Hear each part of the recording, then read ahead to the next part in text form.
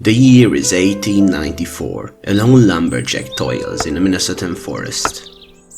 Wiping the sweat from his brows, he stops for a moment. The heavy labor has taken its toll. The man is exhausted. He leaves the half-chopped jackpine to have a sit-down, his axe leaning on the trunk, unattended. Refreshed, he returns, nearly half an hour later, his hand instinctively going for the axe. Yet he grabs nothing but air. The head of the axe lies on the ground nearby, missing its handle. Bite marks on the little wood that is left. Surely the doing of the Axehandle Hound. Hi, I'm a crowing cockatrice, and let me tell you all about the Axehandle Hound. What is it, you ask? A nocturnal creature with its body shaped like an axe handle and its head resembling an axe head. It has small squat legs, but not the Slavic kind. These carry it around on its prowl at night, traversing between logging camps, looking for quality axe handles to feast on. This creature lived in the campfire tales of the 19th to early 20th century lumberjacks cutting wood in the timberlands of Minnesota and Wisconsin. These tales were recorded by the anthropologists and storytellers of the time, culminating in the 1910 Fearsome Creatures of the Lumberwoods Bestiary by William T. Cox and the 1939 book Fearsome Critters by Henry H. Tryon. There are very few details we can gather beyond its dachshund-like appearance and the brand of the handles it fancies. You know, the crucial stuff. It can apparently be tamed, making a fine pet, although there are reported troubles feeding the thing. Presumably, its snout is sharp, capable of cutting wood, with its strong teeth certainly up for the task of chewing wood. Anything beyond this, however, is speculation. But could it exist? Oh come on, it surely is nothing more than a colorful tale to explain handles going missing as a result of the lack of care in the woodcutter's head. Perhaps a word of advice, a story meant to teach the younger generation not to leave a mess. Surely few of the lumberjacks actually believed it ever existed. Yeah, thank you, hypothetical viewer, I'm not stupid. I'm not saying it did exist, I'm just asking, how would it look like? What would it eat? Where would it live? How would it affect the world around it if it actually did? What changes are to be made if we want to make it realistic? If we were to analyze this animal, we should start with the obvious. Why does it look like an axe? On the narrative level, it does make sense, but it hardly has a practical use. It's not like it has to mimic its prey, get lost amidst the axes, and when they least expect it. However, in this context, vague resemblance is sufficient. While the descriptions themselves are given, they are not overly specific, and it does not take much for people to see resemblance where there is little to none. I mean, people mistook manatees for beautiful women, so I guess we could take a few liberties with the Axehandle Hound as well. So let us go body part by body part. We need to decide what design changes are to be made if we want to release this critter into the wild.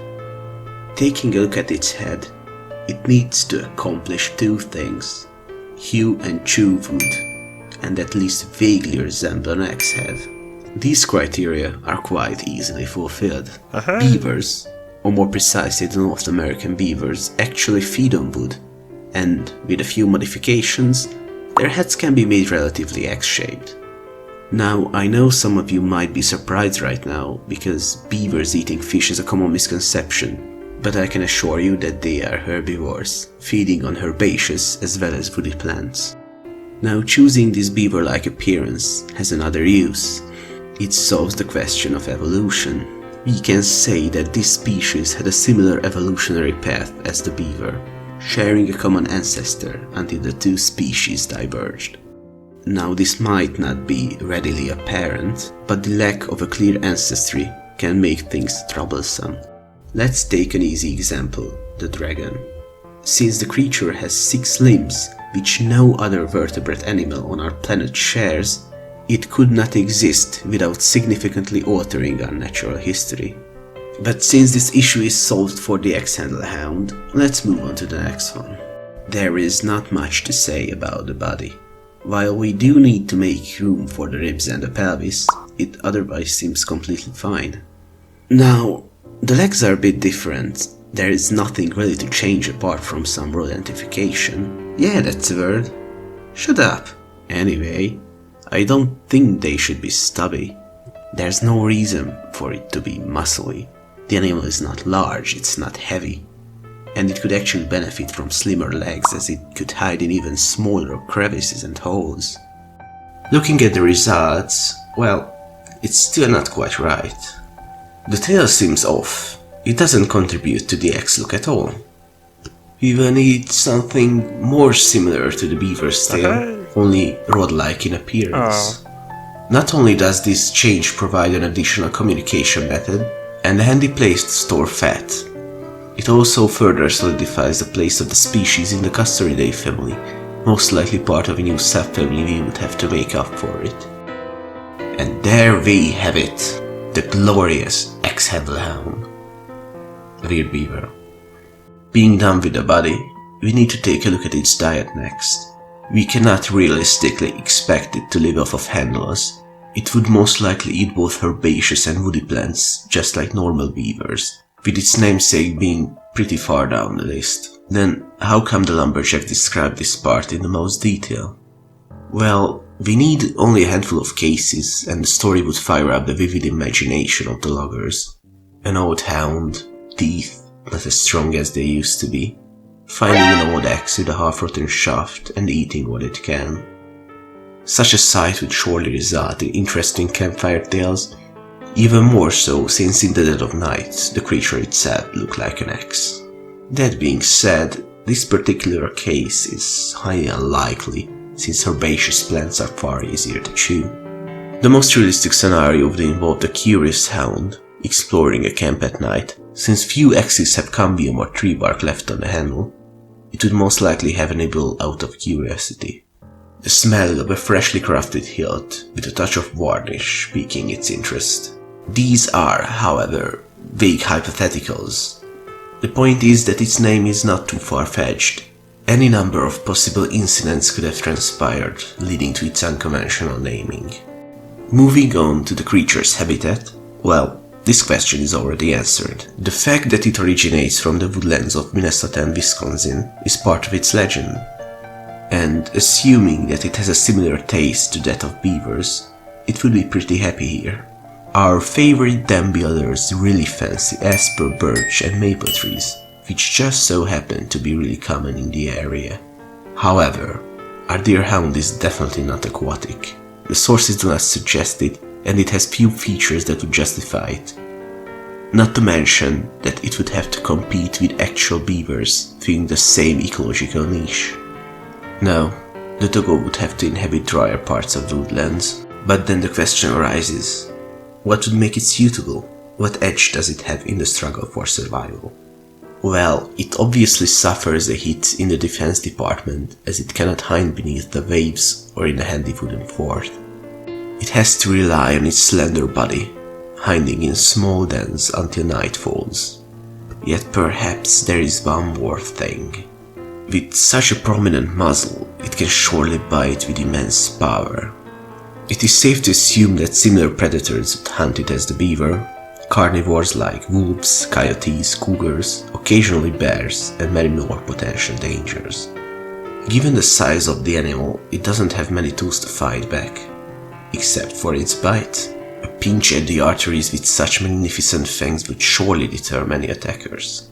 Perhaps it is not a surefire way to survive every time, but this, paired with its hiding strategies, would be ample defense.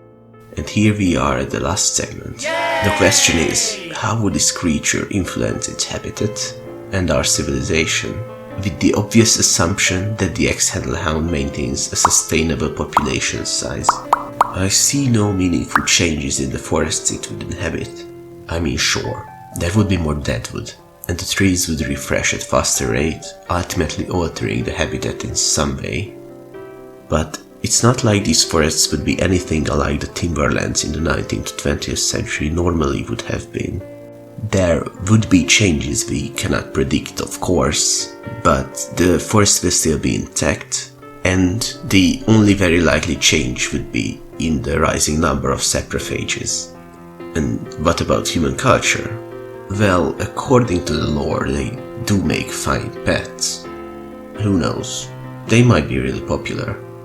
Perhaps it would be a bit inconvenient to bark by logs for little Baxter at home, who occasionally chops the garden oak and last week did the neighbor's kid's hand clean off because the little brat was mean to it. I mean, yeah, he likes to sleep during the day and chews every furniture while we sleep, but... You know what? That lumberjack was a filthy liar. They would make terrible pets.